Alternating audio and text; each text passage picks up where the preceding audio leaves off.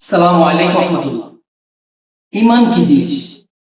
বলে ইমান যে পর্যন্ত পুরোপুরি না হয় ওই পর্যন্ত মনে হয় মজা পাবে না।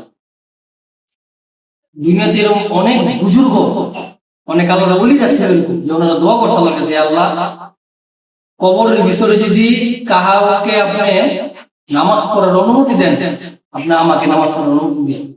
মানে বলে নামাজ ছাড়া একটা মুহূর্ত থাকতে পারত না। তাদের কাছে নামাজ এত মজা লাগতো। আর আজকে আমাদের নামাজের ভিতরে কোনো হাকিকত নাই। এলেম যাই না আমল করার তৌফিক দান। এলেম আমলের মগজ, এলেম হচ্ছে আমলের মগজ। এর জন্য এলেম জানা জরুরি, এলেম জানা সহজ। এলেম আমলের অবস্থা দিল এলেম। এলেম কি জিনিস? এলেম হলো ওই জিনিস কখন আল্লাহ তাআলার আদেশ, কখন আল্লাহ তাআলার নির্দেশ নিষেধ, এটা যাই না আমল করার নাম হচ্ছে এলেম। ধরেন আপনি ফজর নামাজ পড়লেন, ফজর নামাজের পরে কোনো নামাজ নেই, তাসবিহ আদায় করতে হবে, জিকির আজকার অন্যান্য আমল নেক আমল আদায় করতে হবে। এখন যদি আপনি চিন্তা করেন অনেক সময় আছে আমি 20 টাকার নামাজ পড়ি, তাহলে কি হবো? বিন্দু মাত্র অবস্থা হবে গুনাহ ছাড়া গুনাহ হইবে। ওই টাইমে নামাজ পড়া জায়েজ নাই।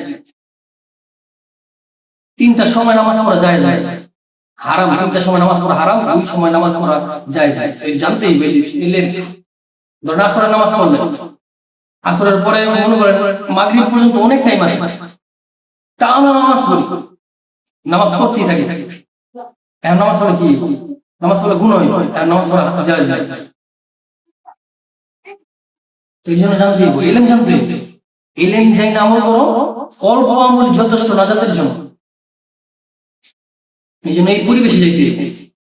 ছেলেরা তালিমে যাবে, তালিমের হালকায় গিয়ে এলেম শিখবো। মা বোনেরা ঘরে তালিমে যাইব, ঘরে যে মাস্টারদের তালিম হয় ওইখানে যাইব, গিয়ে তালিম শিখবো, এলেম শিখবো, ইমান শিখবো। এই সবগুলো শিখার বিষয়। আসলে এমনি এমনি কিছু আসবে না। দুনিয়া কামাইতে গেলে দুনিয়া শিখতে হয়। ধরেন আপনি ডাক্তার হবেন, ডাক্তারে পড়াশোনা করা লাগবে, আর নাহলে আপনি ডাক্তার হইতে পারবেন না, এনে মেহনত করতেছে। ইঞ্জিনিয়ার গেলে ইঞ্জিনিয়ার পড়াশোনা করা লাগবে, ততটুকু। বলে মুসলমান হয়েছি এতটুকু যথেষ্ট না জান্নাতে যাওয়ার জন্য। বলে ইমান মেহনত করে বানানো লাগবে। সাহাবা একরাম মেহনত করে ইমান বানাইছে। নবীজির পিছনে 13 বছর মেহনত করার পরে তাদের ইমান বনছে।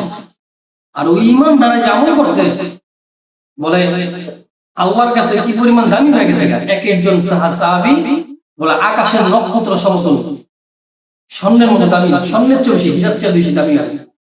বলে তাদের নাম নিতে গেলে বলা হয় রাদিয়াল্লাহু তাআলা আনহু। বলে আল্লাহ তাআলা তাদের উপর রাজি খুশি হয়ে গেছে, আর আল্লাহর উপর তারা রাজি খুশি হয়ে গেছে। এর জন্য আমরা বলে এলেম শিখি, এলেম শিক্ষা আমল করি। আল্লাহ তাআলা আমাদেরকে এলেম শিখার তৌফিক দান করুন। আমিন।